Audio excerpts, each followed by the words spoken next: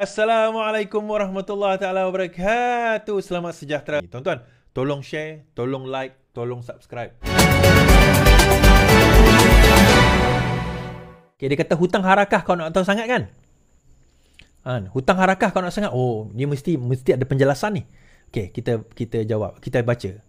PH sindir PAS, roh tergantung kalau hutang tak bayar. Konon nak beritahu harakah tak bayar hutang pencetak, sindir mereka lagi. Pimpinan PAS yang pakai kereta mewah itu jual lah harta masing-masing sebab wajib bayar hutang. Kan sekarang sudah kaya, gembira sungguh ayat mereka. Oh. Alhamdulillah, terima kasih atas tingkatan. Terima kasih. Alhamdulillah. Cuma nak maklum. Ini jawapan dia. Cuma nak maklum, kes itu masih dalam mahkamah. Jadi kena tunggu keputusan mahkamah. Syarikat itu pun dah tutup. Habis nak bayar kat siapa? Bayarkan engkau ke Walanun. Oh, dia kata macam tu. Syarikat itu pun dah tutup. Habis nak bayar kat siapa? Okey. Saya tak nak baca bawah-bawah dia sebab dia kata itu personal. Ada orang hutang orang PH masa jadi calon. Yang tu dia tak nyatakan kepada siapa orang berhutang tu lah. Tak ada lah.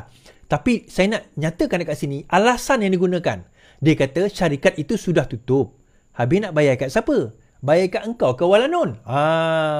Dia kata syarikat itu dah tutup. Baik, kita baca kenyataan pencetak wang itu. Pencetak harakah itu. Okey, pengurus NAJ Press Resources Hussein Jan merasa geram melihat PAS dan sikap pemimpinnya didakwa bermewah-mewah. Tuan-tuan, saya nak tanya, ini orang Walanun ke tuan-tuan? Ini orang PH ke? Saya percaya orang yang mencetak ni adalah orang PAS. Dia ni orang PAS yang cakap ni. Tapi dia dah geram. 7 tahun tuan-tuan. Okey, dia kata macam ni. Sudah 7 tahun hutang tertunggak tak dibayar sepenuhnya. Okey, kemudian dia kata, ia membabitkan hutang harakah dengan 2 syarikat. Pertama, Angkatan Edaran Enterprise Sdn Bhd atau Angkatan Edaran. Kedua, syarikat NAJ Press Resources Malaysia Sdn Bhd. Now, dia kata Angkatan Edaran sudah muflis.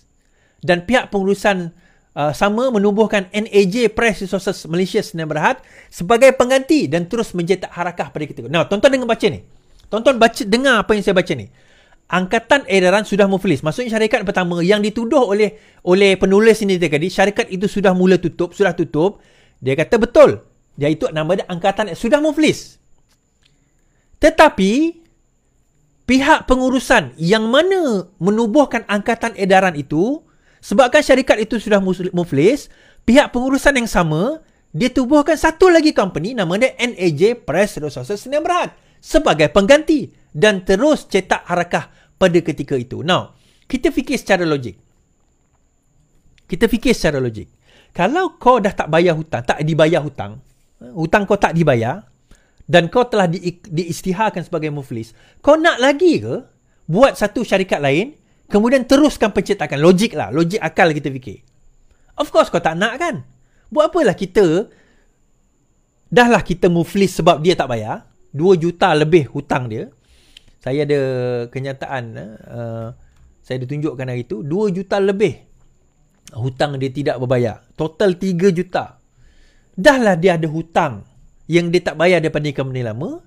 Tiba-tiba dia declare diri dia bankrupt. Lepas itu dia pun kata tak apalah, saya buat kat company baru, saya terus cetak lagi.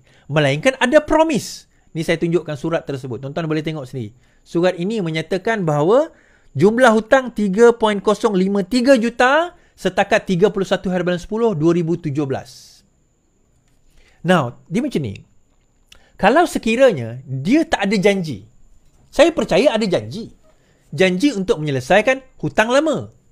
Cuma mungkin hutang tu, yalah dia dah muflis, mungkin ada janji kata tak apalah kamu buka syarikat baru, mungkin. Dengan syarikat itu nanti kami bayarlah.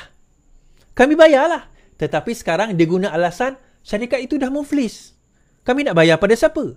Pengurusan di dalam syarikat itu yang dah muflis itu sekarang ini buka lagi company baru. Bayar pada company baru lah. Takkan itu aku nak ajar. Takkan itu kita nak ajar. Itu yang pertama. Yang kedua, kita kata bahawa hutang itu bila syarikat itu sudah muflis, kita kata. Betul syarikat itu sudah muflis. Ada tak hutang-hutang yang dia boleh tuntut daripada penghutang-penghutang dia? Jawapan dia boleh. Sebab itu benda ini masuk ke mahkamah. Perkara ini sekarang masuk ke mahkamah untuk dia nak tuntut. Walaupun dia syarikat itu sudah unwind, sudah winding down, kita kata, sudah bankrupt. Bankruptnya kerana petition siapa? Dan boleh tak dia menuntut kepada orang yang berhutang dengan dia, termasuk PAS? Itu persoalan dia. Sebab itu perkara ini masuk mahkamah. Jadi alasan yang diguna, dia dah mau boleh nak bayar kat siapa? Itu alasan banggang, tuan-tuan. Tak, kalau negara ni berhutang, itu ke alasan yang PAS nak guna? Kan? Itu ke alasan yang PAS nak guna? Sebab itulah, bak kata Razif, kawan saya ni lah, Timbalan Ketua Penerangan. Di dalam kenyataan beliau, dia kata, negara tidak mempunyai pembangkang efisien, beliau berkata. PAS dan Perikatan Nasional gagal menjadi semak dan imbang sebagai pembangkang yang berkesan dengan fokus mereka hanyalah mahu menggulingkan kerajaan. Timbalan Ketua Penerangan PKR, Razif Rakimi berkata, muktamar PAS baru-baru ini juga dilihat sebagai ruang untuk pemimpin mereka terus menipu ahli dengan retorik bahawa kerajaan akan tumbang dalam masa terdekat. Mereka berkata, kerajaan akan tumbang pada awal, saya tak sempat login, pada awal bulan sekian-sekian, dia kata. Tuan-tuan, retorik sebegini, itu saya kata tadi. Bila dia bercerita tentang fitnah, kan, Dusuki tadi, dia bercerita tentang hutang, kan, dia bercerita tentang nak jadi kerajaan, dia kena cerita, dia macam ni, dia kena taburkan sesuatu kepada pengikut dia. Sebab selama ni mereka dah percaya. Tapi manusia ni, tuan-tuan, ditipu sekali mungkin dia kata tak apalah, mungkin dia terkhilaf. Ditipu 2 kali mungkin dia terkhilaf. Ditipu 3 kali mungkin dia terkhilaf. Tapi dah lama 4, 5, 6 kali dia pun berfikir balik. Betul ke? Kan? Betul ke geng-geng ni? Betul ke pok lebay ni? Betul ke so-called ulama-ulama ni? Atau mereka sekadar hanya menipu kita? Kita dah kena scam. Kita dah kena scam, tuan-tuan. Jadi membawa kepada cerita yang saya nak bawa pada malam ini berkenaan, apa akan jadi kalau PAS memerintah negara kita? Kan? Apa akan jadi kalau tiba-tiba PAS memerintah? Saya tertarik sebenarnya. Saya teringin lah kalau ada orang PAS kan, yang apa orang kata, dapat naik orang, tapi tak naklah macam-macam, pimpinan tertinggi lah. Kalau kamu menjadi pemerintah, apa yang kamu akan buat untuk menyelesaikan masalah ini? Tetapi benda itu dah dijawab, dah ada, benar berlaku. Bila masa Syahir pergi berdebat dengan Rafizi, ingat tak? Rafizi tanya satu soalan. Kalau PAS pemerintah, bagaimanakah mereka nak menyelesaikan hutang 1.5 trilion?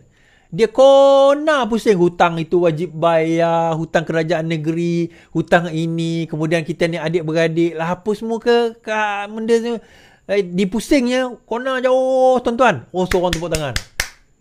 Tak menjawab pun persoalan bagaimana dia nak selesaikan masalah 1.5 trilion. Itu betul satu soalan. Fundamental ekonomi, tak ada siapa daripada kalangan PAS dan pembangkang yang bercerita secara fundamentalnya bagaimana kalau sekiranya mereka memerintah. Kalau mereka memerintah, apa yang mereka akan lakukan berbeza dengan ekonomi yang ada sekarang. Bila dia tanya dengan Muhyiddin Yassin, dia kata apa? Oh, takkanlah saya nak cerita, nanti kerajaan ni akan ambil idea saya. Tak, kalau benda tu baik pada negara, kenapa tak boleh? Kalau benda tu baik untuk negara, kenapa idea itu tak boleh dilontarkan? Bagi saya, sebuah pembangkang yang efektif, okey, kerajaan buat A, kamu kritik A, tak ada masalah. Kerajaan buat usaha A, kamu kritik usaha A, itu tak ada masalah. Kritik itu tak ada masalah. Tetapi bila lepas kritik, kamu nyatakanlah kenapa A ni tak bagus.